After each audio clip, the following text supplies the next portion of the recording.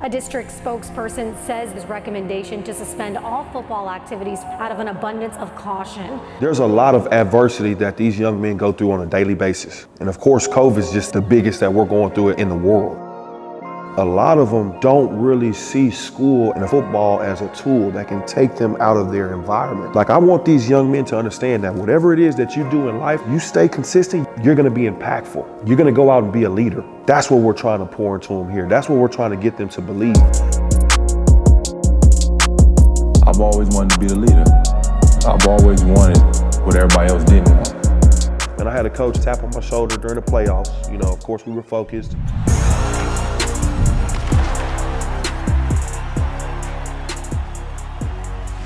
We went 5 rounds deep, got knocked out the game before the state championship. And, you know, he said, Coach, there's a school called Willowridge High School. Up in Willowridge, they have found a new head coach. He's going to be Spring Westfield coach Ramon Chinyoung. Of course, he helped to build Spring Westfield into a Houston area powerhouse. That's going to be interesting to watch what he's able to do there. And I told him, I said, honestly, Coach, I don't know much about it. But what he told me was true. He said, you've got to understand that if there's an opportunity for you and it's meant for you, you got to go after it. A guy who is really well thought of in coaching circles in Ramon Chinyoung. This feels like a really savvy hire there. You know, getting the opportunity to get a head football job for the very first time, you know, you got plans, you try to strategize exactly what you're going to do from A to Z. The day I stepped foot on campus was during spring break. Everything shut down. District shut down, school shut down, everything's over. I really was in a place where I was stuck, man. As a young coach, optimistic, excited, full of energy, full of passion, I was stuck. You know, I found myself sitting in my coach's office wondering, you know, what do I do now? There's no kids. You know, how can I get ready for a football season? And at this moment, is there a football season? And one night, you know, I got a valuable phone call. Coach Chris Morgan, you know, my high school position coach. And he called me, man, he just said, hey man, I got 30 seconds for you. Don't have a lot of time, but I was thinking about you. He said, right now, everybody is waiting for everything to get back to normal.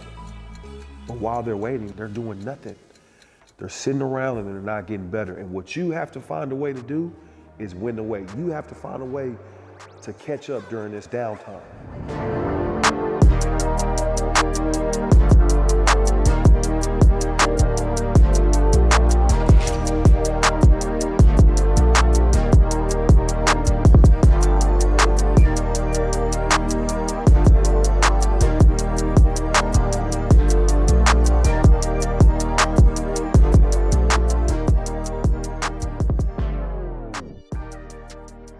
So we had a successful year. We ended up finishing 7-3.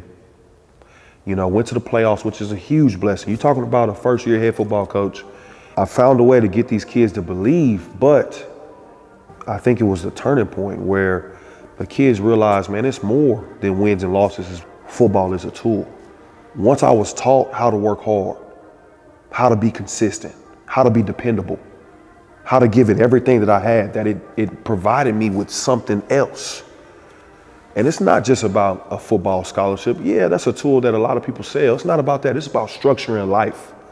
And that's what we told them from day one. It's not about wins and losses, but it's about being champions in life. It's about you being a better young man. When you go home, that young man is going to be successful.